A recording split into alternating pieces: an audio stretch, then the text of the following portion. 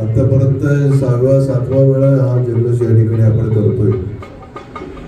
आणि दादा पालकमंत्री झाल्यानंतर पुणे जिल्ह्याच्या विकासाच्या दिशेने जर आपण विचार केला तर निश्चितपणानं खूप चांगलं वातावरण या पुणे जिल्ह्यामध्ये दादांच्या या नियुक्तीमुळे राहणार आहे.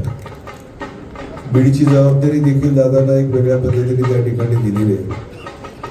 आणि ज्याची प्रशासनामध्ये ज्याचा होल्ड आहे, चांगल्या पद्धतीने न्याय देण्याचं काम दादा आपल्या आयुष्यामध्ये खऱ्या अर्थाने करतात. आणि सर्वसामान्य पुणेकरांना न्याय देण्याचं काम दादा आपल्या आयुष्यामध्ये निश्चितपणे करतील. दादांना मी मनापासून शुभेच्छा देतो. कारण की महाराष्ट्राचं उपमुख्यमंत्री पदाची जबाबदारी घेतल्यानंतर मध्यंतरी ज्या महिनाभराच्या कालावधी पालकमंत्री कोणी सातत्याने जी चर्चा होती त्याला आता पूर्णविराम लागलेला आहे. आणि महत्वाचं म्हणजे दादाच पालकमंत्री असणार हे सगळ्यांना माहिती होती. परंतु पुण्याच्या वाहतुकीची समस्या हा विषय खूप पुणे शहरामध्ये मोठा आहे. आणि महानगरपालिकेच्या निवडणुकीमध्ये हाच मुद्दा मोठ्या प्रमाणामध्ये चालणार असं मला या ठिकाणी नमूद करायचं वाटतं. सर्वसामान्य माणसाचं जीवन हे विस्कळीत झालेलं आहे. तर ते योग्य रीतीने योग्य वाटेवरती आणण्याचा प्रयत्न दादांनी, पहिलं काम दादांनी हेच हातामध्ये घेतलं पाहिजे. जरी आपण मेट्रो देतोय, वाहतूक व्यवस्थेच्या दृष्टिकोनाचा प्रयत्न दादा करतायत, परंतु आपल्या कार्यकर्त्यांची देखील मागणी, माझी दादाला या कार्यक्रमाच्या निमित्ताने एक विनंती राहील की माझ्या या कार्यकर्त्यांना शासकीय कमिट्यांमध्ये संधी तुम्ही दिली पाहिजे, महामंडळामध्ये संधी दिली पाहिजे. कारण की छोटी छोटी पदं देखील 10-15 वर्षामध्ये वाटली गेलेली आहेत. स्पेशल एक्झिक्युटिव्ह मॅजिस्ट्रेट देखील गेलेलं नाही. कार्यकर्त्याला काय लागते, शेवटी कार्यकर्त्याला बळ देण्याचं काम दादांनी इथून पुढच्या कालावधीमध्ये दादा तर करताच आहे. परंतु ही संधी ज्यावेळी कार्यकर्त्याला मिळते तर त्याला देखील स्वाभिमानामध्ये समाजामध्ये जगण्याची एक संधी प्राप्त होते. त्यामुळे हा कार्यकर्ता कोणी बाबा, ही कार्यकर्ते कोणी, याला कुठलं पद आहे, याला खूप आपण महत्त्व दिलं पाहिजे. आणि आता जे शिबिर आपलं झालं शिर्डीला, साईबाबांनी जसं सांगितले की तुम मेरी ओर देखो मैं तुम्हारी ओर देखूंगा, तसं दादांनी सांगितलं ते आता मी तुम्ही माझ्याकडे बघा, मी तुमच्याकडे बघेन. तुम्ही माझ्याकडे बघा म्हणजे दादांची ताकद तुम्ही वाढवा, म्हणजे दादा तुमच्याकडे बघतील. त्यामुळे या सगळ्या गोष्टीचा विषय आपण निश्चितपणे करायला पाहिजे. आणि एक चांगलं काम आपल्याला जीवनामध्ये करण्याची संधी मिळालेली. तुमच्यापैकी अनेक जण नगरसेवक देखील भविष्यामध्ये होतील. आता महायुतीमध्ये लढायचं, सेपरेट लढायचं, हे दादा निर्णय घेतील. परंतु आपली तयारी ही सेपरेट लढण्याची प्रत्येक कार्यकर्त्याची असली पाहिजे. कारण की आपल्या प्रत्येक कार्यकर्त्याला जो क्षमता आहे, लढण्याची ताकद आहे, तर त्याला देखील या ठिकाणी कुठेही त्याच्यात आणणे होता कामा नये, हा विचारानं आपण एकत्रित या ठिकाणी आलेलो आहोत. आणि आता जास्त काही या ठिकाणी लक्षात देत बसणार नाही. परंतु सभासद नोंदणी आपली जी चालू होईल ती अतिशय प्रामाणिकपणे रस्त्यावरती उभं राहून टेबल लावून सभासद नोंदणी करा. घरामध्ये याद्या घेऊन सभासद नोंदणी करू नका.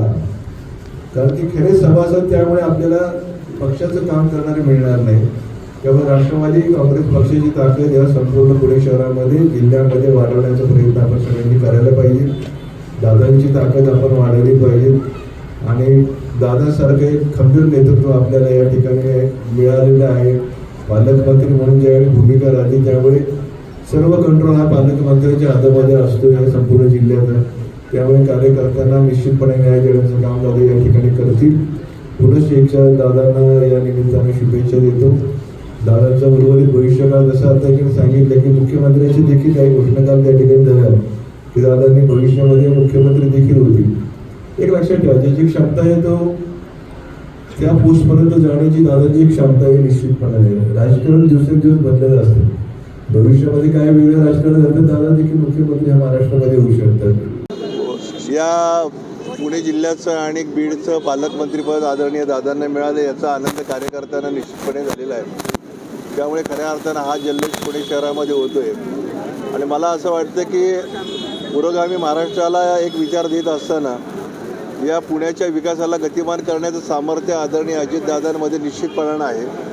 आणि दादा त्या पद्धतीचं काम त्याच्या आधी देखील केलेलं आहे आणि इथून पुढे देखील करतील.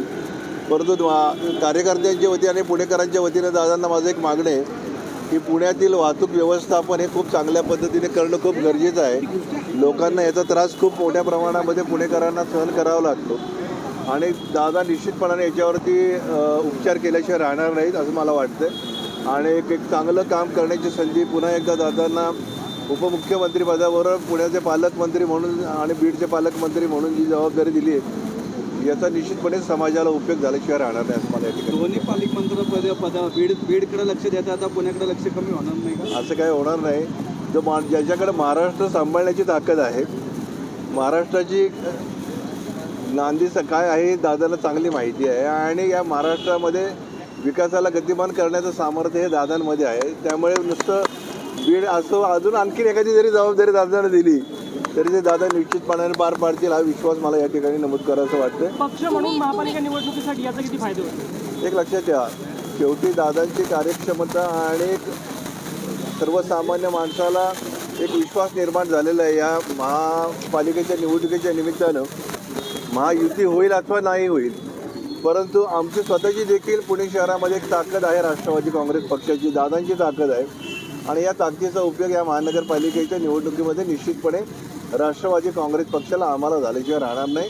आणि दादा पालकमंत्री झाल्यानंतर त्याचा इफेक्ट आणखी मोठ्या प्रमाणामध्ये पुणे शहरामध्ये निश्चितपणाने. तुम्ही महायुतीचे घटक आहात आणि अजित पवार पालकमंत्री झाले म्हणून तुम्ही जल्लोष करतायत, पण महायुतीतले इतर तुमचे घटक पक्ष कोणीच आले नाही या पण जल्लोषाला. आम्ही महायुतीला आता या ठिकाणी निमंत्रित न करता हा फक्त राष्ट्रवादीचा जल्लोष आहे. महायुतीच्या वतीनं दादांचा एक वेगळा सत्कार देखील पुणे शहरामध्ये आयोजित केला जाईल. त्या कार्यक्रमाच्या निमित्तानं तुम्हाला सगळेजण दिसतील असा विश्वास मला या ठिकाणी नमूद करायचं वाटतं. ठीक आहे.